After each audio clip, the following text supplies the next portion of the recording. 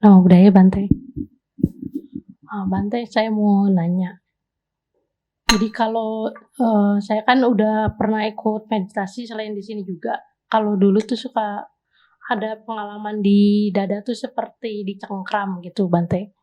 Nah, selama di sini baru hari ini nih ngerasain. Cuman kalau misalnya itu kan otomatis reaksi kita biasanya menolak ya, Bante. Setelah menolak, cuman setelah si sensasi itu pergi, ada perasaan kehilangan juga gitu, Bante. Mungkin nggak jadi dalam satu sensasi itu ada dua perasaan yang bertolak belakang sih, suka dan tidak suka ini. Terima kasih, Pak. Iya, ketika ada penolakan jelas itu adalah keinginan untuk menolak atau ketidaksukaan. Ketika kemudian ada tadi setelah lenyap ternyata ada seperti kehilangan, yaitu ada semacam keinginan untuk mendapatkan. Dan itu juga harus disadari sebagai fenomena. Ketika muncul perasaan demikian, lihat itu sebagai sekadar fenomena, menerima tetapi tidak menggenggam. Kenapa menerima tidak menggenggam? Karena dalam penerimaan yang tidak menggenggam artinya tidak ada penolakan. Tapi di saat yang sama juga tidak ada kemelekatan. Nah, melihat itu, di balik itu ada pemahaman bahwa memang ini sekadar fenomena yang pada akhirnya juga pasti akan lenyap.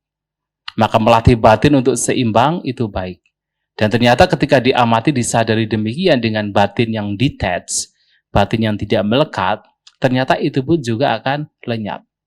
Dan ketika lenyap ya, ketika muncul rasa kehilangan, harus disadari perasaan tersebut. Perasaan kehilangan harus disadari.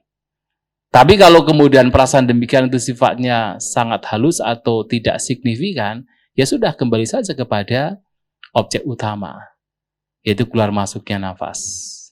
Tapi kalau itu perasaan tersebut begitu kuat, ada perasaan kehilangan begitu kuat dan itu mengganggu, itu bisa disadari secara sengaja. Menyadarinya seperti menyadari tadi perasaan yang muncul, perasaan awal yang muncul, seperti ada cengkraman di dada itu. Disadari dengan batin yang detached. Termasuk perasaan kehilangan juga sama. Disadari dengan batin yang detached. Tidak melekat, tapi juga tidak menolak. Menerima keberadaan tersebut, tapi juga tidak menggenggamnya. Nanti juga akan lenyap juga. Kalau sudah tenang, atau punya kemampuan untuk kembali kepada objek keluar masuknya nafas, lebih baik. Kembali kepada keluar masuknya nafas. Begitu ya.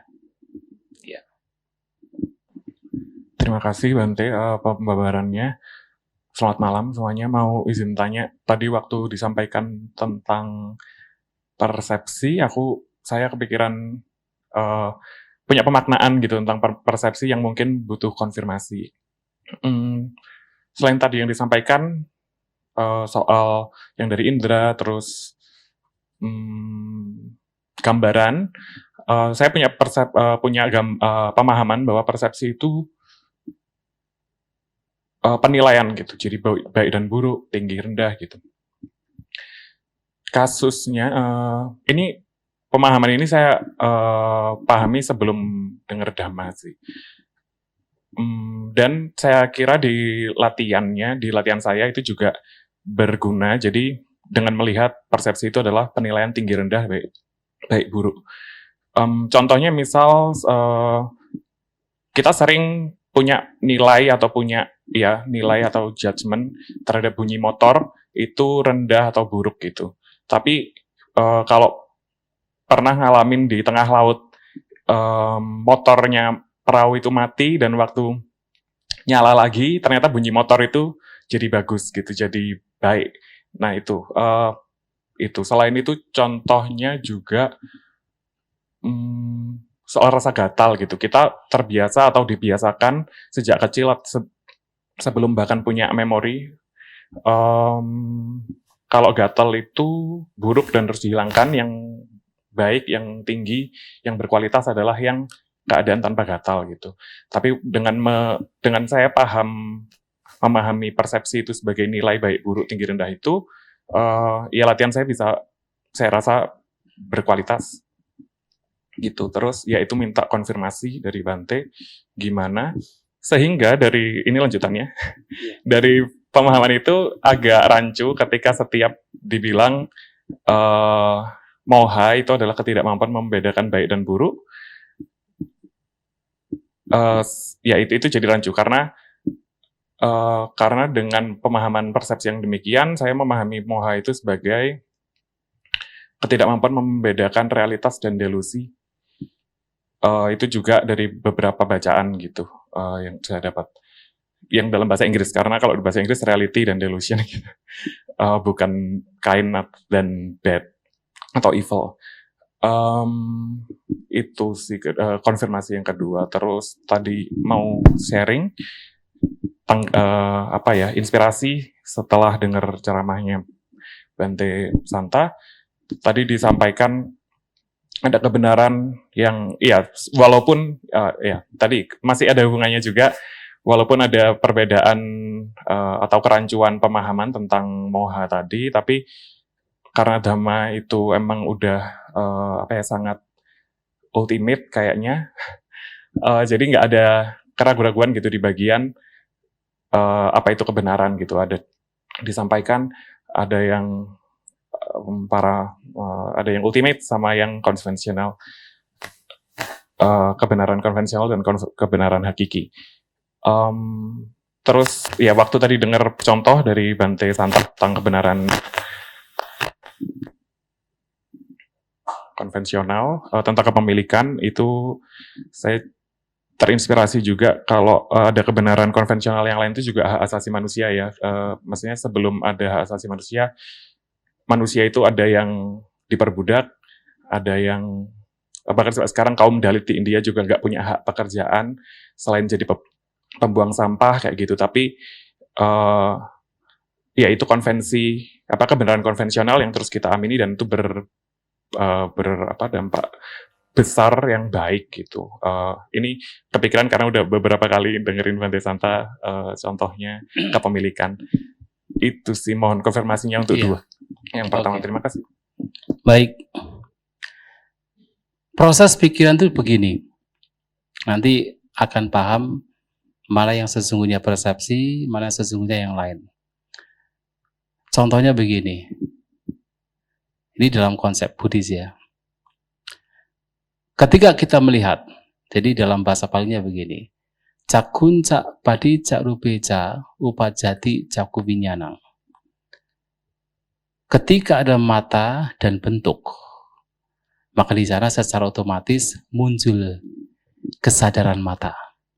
Yang tadi adalah vinyana. Jadi salah satu dari yaitu gugusan, yaitu vinyana. Ada 5 gugusan kan?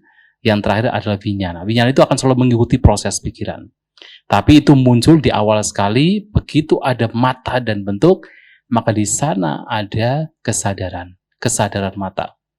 Mata bentuk, gugusan jasmani. Oke?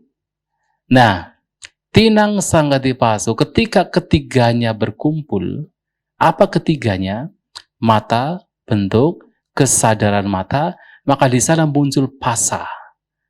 Pasa itu kontak. Jadi kontak itu secara otomatis muncul ketika 3 ini muncul. Ada mata, bentuk, kesadaran mata. Itu otomatis sekali, nggak bisa ditolak. Nah, sekarang pasa pacaya widana. Dengan adanya kontak sebagai kondisi, di sana muncul perasaan. Jadi vedana itu langsung muncul begitu ada kontak. Kontak itu adalah bergabungnya 3 tadi. Ada mata, bentuk, kesadaran mata, kontak di sana, maka perasaan pasti muncul. Nah sekarang, yang vedeti tang sanjanati. Apa yang seseorang rasakan, itulah yang kemudian dipersepsikan. Jadi justru sanya ini muncul karena vedana. Jadi sanjanati itu adalah kata kerja dari sanya. Nah, vedeti adalah kata kerja dari vedana. Jadi apa yang seseorang rasakan atau apa yang seseorang enyam, kalau Bante Dhammadhiro sebenarnya cocok sekali kata nyaman itu. Apa yang seseorang enyam itu tidak hanya mengenyam makanan, mengenyam sentuhan, melihat itu dienyam. Ya, apa yang seseorang enyam, itulah yang kemudian dia persepsikan, dia kenali. Nah, mengenali didasari oleh perasaan, itu adalah persepsi. Tapi ini adalah awal sekali sebenarnya. Nah, kemudian, apa yang seseorang kenali, itulah yang dia pikirkan. Yang wedeti tang witaketi. Apa yang seseorang persepsikan, itu yang dia pikirkan. Nah, disinilah kemudian dari pemikiran muncul tadi penilaian, berbagai macam penilaian. Nah, sebenarnya witaka ini termasuk penilaian tentang baik dan buruk itu sudah bukan sanya. Ini adalah sangkara. Sanya itu adalah persepsi yang muncul awal sekali, berkenaan dengan objek. Maka tadi saya sampaikan, sanya itu selalu berasosiasi dengan gambar. Berasosiasi dengan warna. Jadi kalau Sang Buddha mengatakan, kenapa disebut sebagai sanya atau sanjanati? Karena dia mengenali warna. Begitu muncul gambar, warna itulah sanya. Tapi tentu ini semua juga muncul dari berbagai macam pengalaman juga. Karena sanya juga akan berkembang sesuai dengan pengalaman. Nah, tetapi kemudian begitu ada sanya, muncul vitaka, muncul tadi penilaian. Maka penilaian ini memang tidak bisa dipisahkan dari sanya juga. Tidak bisa dipisahkan dari persepsi juga. Tapi penilaian tentang baik dan buruk, itu sebenarnya sudah mengacu kepada, kalau penilaiannya itu adalah sesuai, itu adalah panya kebijaksanaan. Panya kebijaksanaan itu bagian dari sangkara. Maka sebenarnya kalau sudah memberikan penilaian tentang baik dan buruk, itu adalah sangkara. Walaupun kemudian dalam sangkara tidak bisa dipisahkan dari sanya. Tidak bisa. Kenapa? 5 gugusan ini akan muncul dalam satu pengalaman.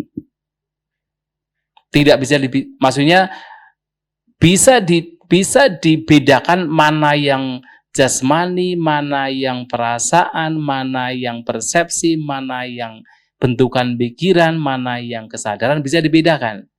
Tetapi ini dalam satu pengalaman masalahnya. Maka ketika ada penilaian, apakah dalam penilaian tentang baik dan buruk, di situ ada sanya? Ada sanya pasti. Ada persepsi. Tapi penilaian itu sendiri sebenarnya bagian dari sangkara. Tapi nggak apa-apa. Kalau dengan cara demikian itu membawa kepada pengembangan batin, kenapa tidak? Dengan kita mampu menilai, atau dalam meditasi itu seseorang mampu memberikan pendidikan yang baik, itu adalah sambajana. Itu adalah dhammavicaya. Pernah dengar kan? Sambajana, ada sati, ada sambajana. Itu adalah kebijaksanaan. Mampu memberikan penilaian yang baik. Itu adalah sambajana.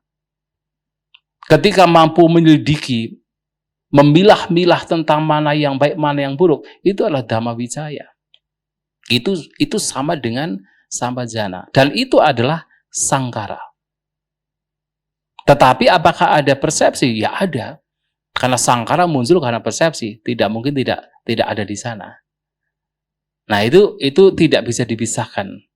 Tetapi ya untuk membedakan baik agar lebih jelas, hanya saja 5 gugusan dalam setiap pengalaman itu akan ada di sana. Kecuali itu pengalaman berpikir yang mana tidak ada hubungannya dengan sekadar 6 indera, 5 indera pasti akan ada jasmani. Di 5 indera. Mata, telinga, hidung, lidah, jasmani. Tapi indera terakhir memang itu tidak ada urusannya dengan jasmani.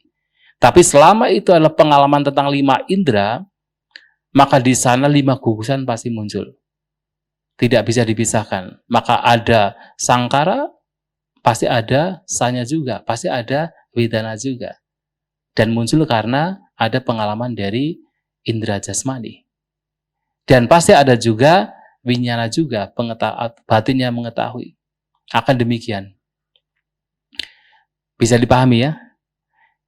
Kemudian moha. Iya. Moha itu dari kata kerja mulhati. Mulhati itu confused atau bingung. Jadi ketika batin bingung itu adalah moha. Nah, tentu moha itu sangat luas. Moha itu sangat luas. Jadi memang ada realitas dan ada delusi gitu kan. Tetapi di dalam moha ini mencakup kesemuanya. Jadi apapun hal yang tidak dipahami, mana yang benar, mana yang tidak benar, itu bagian dari moha. Termasuk mana yang, sebagai contoh tadi misalnya, mana yang paramata saja, kebenaran yang hakiki, dengan mana yang samuti saja, kebenaran yang konvensional, tidak bisa membedakan, tidak bisa memahaminya juga bagian dari moha. Jadi moha itu mengacu kepada kesemuanya. Tentang ketidaktahuan terhadap mana yang benar dan mana yang tidak benar. Tidak hanya sekadar tidak mengetahui mana realitas dan mana yang delusi. Karena di dalam delusi juga ada kebenaran konvensional. Kenapa saya mengatakan demikian? Coba. Ketika seseorang mengembangkan meditasi, salah satu katakan Brahma Vihara. Brahma Vihara baik atau buruk? Metta, Karuna, Mudita, UPK, baik kan? Brahma Vihara itu baik. Tetapi dalam Brahma Vihara juga masih ada delusi juga. Kenapa bisa demikian?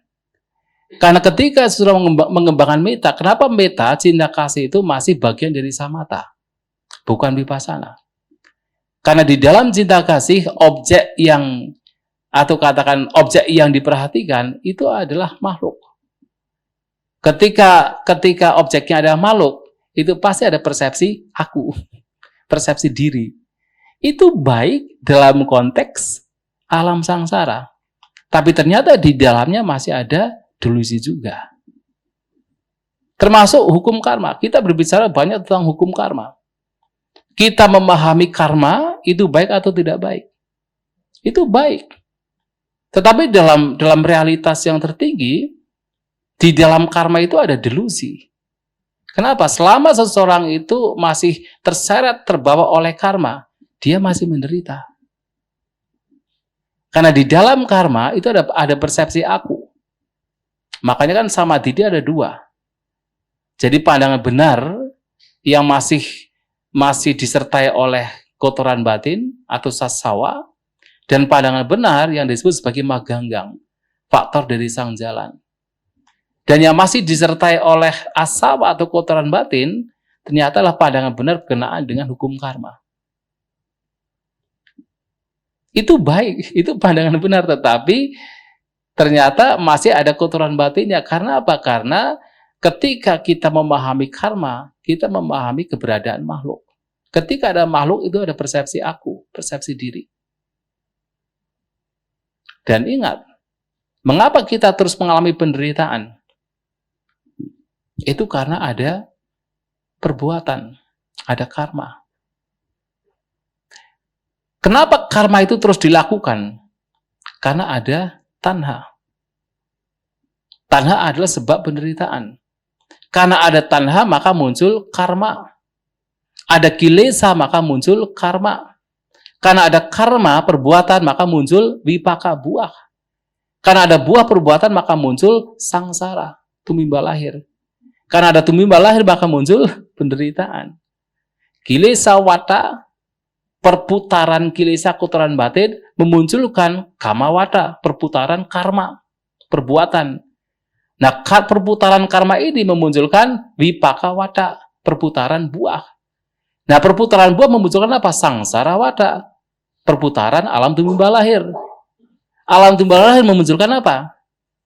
Dukkha wata, perputaran penderitaan. Maka Sang Buddha mengatakan, untuk bisa bebas dari penderitaan, seseorang harus melenyapkan karma. Untuk bebas dari karma, seseorang harus melenyapkan tanha, nafsu keinginan. Tanha pahana, kabang pahyati. Dengan dilenyapkannya tanha, nafsu keinginan, karma dilenyapkan. Perbuatan dilenyapkan. Dengan dilenyapkannya tanha, kama, perbuatan, kama pahana, tukang pahyati. Penderitaan dilenyapkan. Sesungguhnya meditasi ini adalah juga cara untuk tidak melakukan perbuatan. Kenapa ketika mengalami pengalaman, batin dilatih untuk tidak bereaksi?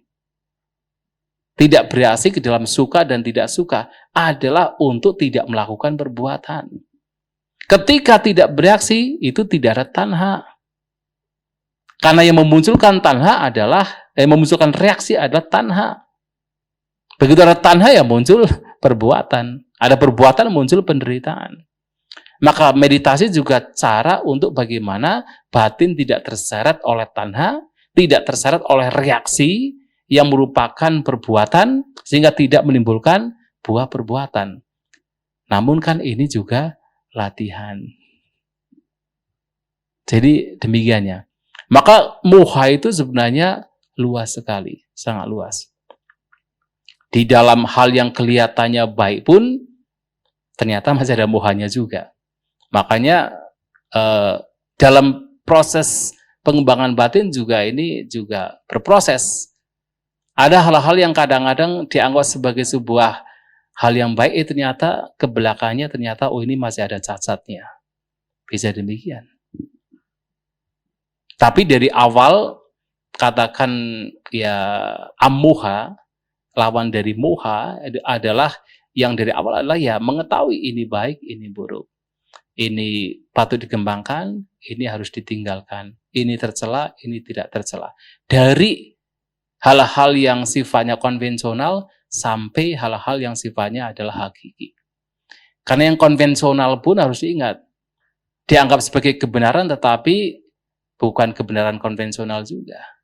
Atau katakan kebenaran tetapi yang membahayakan. Walaupun konvensional. Ya kayak tadi misalnya kita berbicara tentang manusia dibagi menjadi beberapa kasta misalnya, kemudian ada dalit misalnya gitu kan, yang dalit tidak boleh melakukan hal yang terbaik, tidak memiliki haknya mereka. Itu kan kebenaran dalam masyarakat tertentu yang kemudian membawa kepada penderitaan bagi kelompok tertentu kan. Yang mudah-mudahan bisa dipahami. Wandami Bante.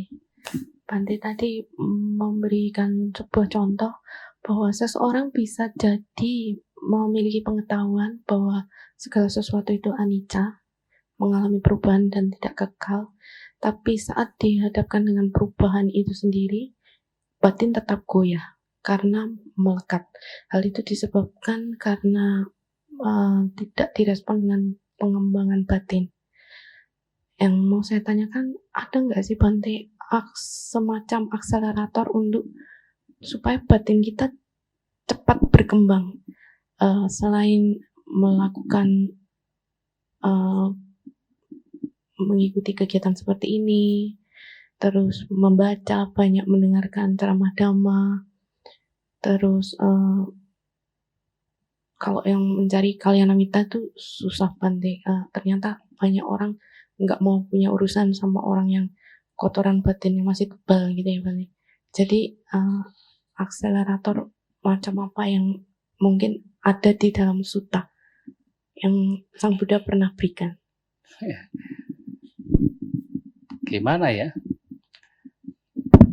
Yang terpenting adalah ya apa yang dilakukan di sini, ini sebenarnya cara yang tercepat yang dilakukan. Tetapi kemudian yang dilakukan di sini juga diupayakan juga dalam kehidupan sehari-hari. Walaupun sulit, sesulit apapun, tetap dilakukan lagi dan lagi. Terutama adalah perenungan. Jadi perenungan tentang ketidakkekalan itu yang mesti dilakukan lagi dan lagi. Jadi pengembangan batin di sini juga perenungan tentang anicca itu bagian dari pengembangan batin. Ketika itu direnungkan lagi dan lagi, menjadi kokoh dalam batin. Sehingga ketika ada perubahan yang terjadi, tidak akan begitu menderita, bahkan tidak menderita. Itu yang mesti dilakukan. Jadi tidak hanya melakukan di sini, tetapi sekembalinya ke rumah tetap berusaha. Tidak hanya sekadar membaca, tetapi juga dibawa ke dalam batin. Diresapi ke dalam batin, direnungkan lagi dan lagi. Setiap kali muncul pikiran-pikiran yang mungkin tidak nyaman, perasaan yang tidak nyaman, itulah momen di mana perenungan anicca, perenungan tentang anatta itu bisa dimunculkan. Bahkan ketika nanti ada momen di mana bahagia pun juga harus direnungkan pula. Ini pun juga tidak kekal. Itu baik ketika selalu merenungkan demikian. Nah, sehingga berbagai perubahan yang muncul itu tidak membuat menderita. Dan ini nasihat terakhir Sang Buddha. Nasihatnya apa sih Sang Buddha terakhir? Wayadama sangkara apa madena sambatita. Sang Buddha menunjukkan atau mengingatkan kembali Wayadama sangkara. Segala sesuatu yang berkondisi pasti mengalami pelenyapan. Dengan kata lain, bahwa segala sesuatu yang berkondisi pasti berubah. Terus mengalami perubahan. Kemudian nasihatnya adalah apa madina sambatita. Engkau harus berjuang dengan tanpa kelengahan. Tanpa kelengahan adalah dengan sati, dengan kesadaran, dengan waspada. Di tengah-tengah perubahan tetap waspada. Waspadanya adalah selalu merenungkan perubahan itu sendiri. Waspadanya adalah bagaimana tidak terseret oleh suka dan tidak suka, tidak terseret oleh keserakahan ataupun kebencian. Di tengah-tengah perubahan. Dan itu mesti dilakukan. Lagi dan lagi, tidak hanya dalam retreat ini. Dan itu menjadi akselerator kalau dilakukan. Tapi kalau hanya dalam retreat saja dilakukan, kemudian pulang ke rumah, kemudian menjadi lengah lagi, ya memang ya sulit, memang sulit. Akan sulit. Maka di sini dilakukan, di rumah tetap berjuang. Dengan segala kesulitan yang mungkin lebih kompleks, tetap berjuang. Mau tidak mau. Begitu ya. Terima kasih Bante. Pertanyaan terakhir bagi saya, tapi sekaligus dua Bante. Yang satu, dua-duanya tentang atta. Bagaimana persepsi tentang kita berbuat baik itu adalah untuk mengumpulkan parami, atau berbuat baik itu satu sisi orang menyebutnya itu sebagai perbuatan bodoh. Sedangkan satu sisi kita belajar tidak ada aku. Seperti itu Bante. Terus yang kedua, terakhir ini sering sekali ada yang mengajarkan self-healing. Salah satunya itu hipnoterapi. Nah, untuk hipnoterapi ini tentunya berkaitan dengan persepsi. Persepsi itu tentunya karena ada pengalaman. Sehingga tercipta satu bentuk yang membuat seseorang itu mengalami trauma. Apakah dengan ilmu hipnoterapi ini, peniadaan persepsi itu berarti apakah menghilangkan aku itu termasuk juga menghilangkan karma masa lalu sehingga tidak muncul pikiran persepsi baru lagi yang menciptakan karma baru buruk. Makasih Bante. Iya. Sebenarnya persepsi aku tidak bisa hilang dengan serta-merta. Dan bahkan dalam momen-momen tertentu ini pun juga masih dibutuhkan. Dibutuhkan. Sang Buddha pernah menyampaikan begini kepada salah seorang siswa beliau. Bahwa mana yang tadi saya sampaikan, kesombongan atau pembandingan, di dalamnya ada persepsi aku, itu dihancurkan dengan bersandar pada mana? Pembandingan. Aneh ya? Mana pembandingan itu dihancurkan dengan bersandar pada pembandingan. Aneh kan? Contohnya apa? Nah, Sang Buddha menyampaikan bahwa ada salah satu murid beliau, So and So, telah mencapai kesucian arahanta. Nah, teman dari Bante yang sudah mencapai arahanta ini kemudian berpikir, karena melihat keseharian beliau bagaimana, kan tahu persis kan, kemudian berpikir, dia saja bisa, masa saya nggak bisa sih? Nah, karena berpikir demikian, termotivasi dia. Termotivasi memperhatikan dengan serius, dengan tekun, akhirnya mencapai arhat juga. Nah, ketika berpikir dia saja bisa, masa saya nggak bisa, itu mana? Itu pembandingan. Itu pengotor batin juga, tetapi dari situ muncul motivasi untuk tekun dalam praktek, akhirnya mencapai juga. Maka sebenarnya pembandingan demikian, keakuan demikian, ada kalanya dibutuhkan. Termasuk ketika tadi misalnya berbuat kebaikan, gak apa-apa. Walaupun ada persepsi aku berbuat kebaikan, tidak masalah. Selama itu membawa kepada dampak yang baik. Nanti lama-kelamaan dengan pemahaman yang lebih baik, ya dengan pemahaman damai yang lebih baik, nanti bisa luruh. Tetapi untuk sementara waktu tidak masalah. Karena persepsi ini hanya akan lenyap ketika mencapai arahanta. Orang berbuat baik pasti ada persepsi aku, pasti. Karena ketika berbuat baik masih dalam konteks karma, pasti ada aku, karena ada makhluk di situ. Aku berbuat baik kepada siapa? Ketika berpersepsi saya berbuat baik kepada orang itu ada persepsi aku. Tidak hanya di sini, ada aku di sana juga. Tetapi kemudian yang perlu diwaspadai tentu yang nantinya membawa kepada kerugian. Misalnya apa? Kesombongan yang berlebihan, merendahkan yang lain. Nah, itu yang perlu kemudian untuk diwaspadai. Kemarin kami ada pembicaraan dengan Batita Madiro itu kan. Kadang-kadang ada beberapa orang yang ketika ada misalnya di wihara ada pembangunan kuti, pembangunan wihara, kemudian ada namanya ini, ada namanya. Ditulis namanya. Ini beberapa orang kemudian nyinyir. Wah, berbuat baik, berdana tapi hanya untuk nama doang gitu kan. Nyinyir gitu kan. Seharusnya jangan demikian. Justru ketika ada orang berbuat baik, ditulis namanya, harus apa? Sadhu. Ikut berbahagia. Kalau di negara-negara Buddhis, di Thailand, di Sri Lanka, di Myanmar, kalau ada orang berbuat baik, itu loncengnya dibunyikan, toeng, toeng, teng. Yang dari jauh mendengar, ikut apa? Sadhu, sadhu, sadhu. Ikut berbahagia. Tetapi terkadang orang terlalu apa? Terlalu paling untuk kesombongan, untuk nama. Malahan dia sendiri yang memunculkan keakuan, toh. Merasa dirinya lebih baik. Oh, kalau saya berdana itu tidak memunculkan kesombongan. Padahal dengan berpikir demikian itu kesombongan juga bagi dia. Padahal yang terbaik adalah ikut berbahagia. Dan itu dilakukan di negara-negara Buddhis. Bahkan kalau sejak zaman dahulu, kalau kita melihat berbagai, misalnya ada candi-candi kuno, misalnya di Plausan itu ada candi Plausan, ada kuti-kuti para biku. Bahkan nama yang membangun kuti itu yang terbuat dari batu itu masih ada.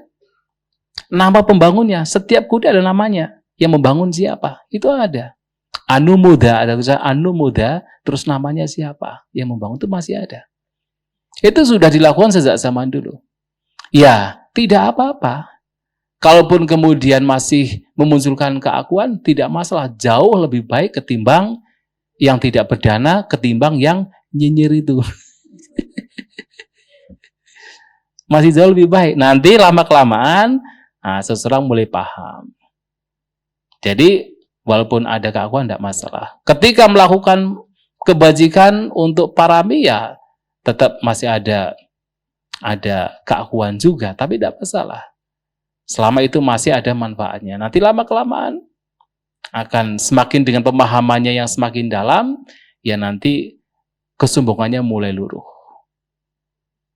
Jadi pelan-pelan. Begitu ya. Ya. Oh, yang hipnotis itu ya.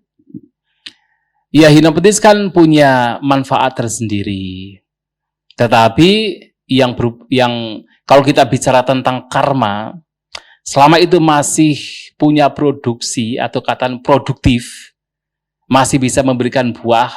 Kalaupun seseorang sudah dihipnotis, ya tetap karmanya ya akan berbuah juga di masa yang mendatang. Ya bisa dikatakan penundaan, tetapi karmanya tetap kalau sudah melakukan sesuatu dan karma ini memang produktif, pasti akan memberikan buah di masa mendatang. Dan sebenarnya ada yang mengatakan begini, hipnotis itu mirip dengan vipassana. Ya jelas berbeda. Bedanya apa? Kalau hipnotis kan itu oke, keduanya membawa kepada jasmani yang rileks. Orang yang dihipnotis, jasmani menjadi rileks. Tetapi perbedaannya adalah orang yang praktik meditasi justru kesadarannya atau satinya itu semakin berkembang. Dia tahu persis apa yang sedang terjadi. Sampai yang sehalus mungkin pemikirannya muncul, dia tahu persis apa yang sedang terjadi. Ketika muncul solusi, maka dia pun tahu solusinya apa. Tapi kalau yang dihipnotis, dia tidak tahu. Karena dia dibawa ke dalam kesadaran yang justru semakin lemah. Meditasi justru kesadarannya semakin ditingkatkan. Semakin berkembang. Bahkan ketika mungkin suatu kali muncul sebuah pengalaman baru, ada semacam katakan jumping on the another state, itu kesadarannya justru akan berlipat ganda dari apa yang sekarang seseorang sadar. Kita melek begini kan merasa sadar kan? Tetapi ketika muncul pengembangan batin yang signifikan, akan berlipat ganda kesadaran seperti kesadaran yang sekarang ini. Jadi justru kesadarannya harus dikembangkan. Itu bedanya antara hipnotis dengan meditasi. Berkenaan dengan karma, ya kalau itu masih punya kekuatan untuk bisa menghasilkan buah, ya pasti akan berbuah. Ya, begitu. Bukannya cuma 2. Ya, paramita atau parama?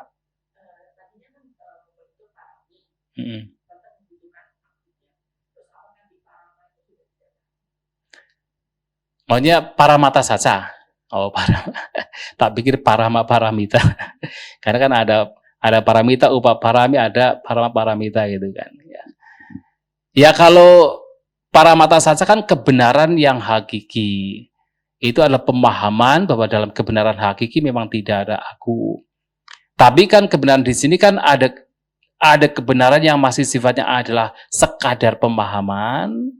Ada juga kebenaran memang adalah penembusan, beda. Kalau penembusan ya betul-betul seseorang mengalami bahwa ketiadaan aku.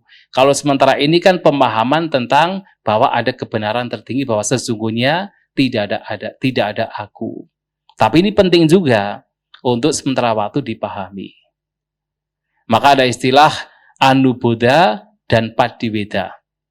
Anuboda itu adalah pemahaman yang masih sekadar dipahami. Padiweda adalah yang sudah ditembus. Penembusannya itu di mana? Magga dan Pala. Nggak usah sampai di sana dulu. Yang penting sekarang kita melakukan yang terbaik dalam meditasi ini, melenyapkan apa yang buruk, mengembangkan apa yang baik. Itu yang paling signifikan saat ini dan sekarang. Ya baik, nanti kalau banyak bicara nanti tidak akan meditasi. Ya, terima kasih. Semoga dipahami apa yang disampaikan. Tetap semangat, noble silence, dan waktu masih ada walaupun singkat. Lakukan yang terbaik. Terima kasih.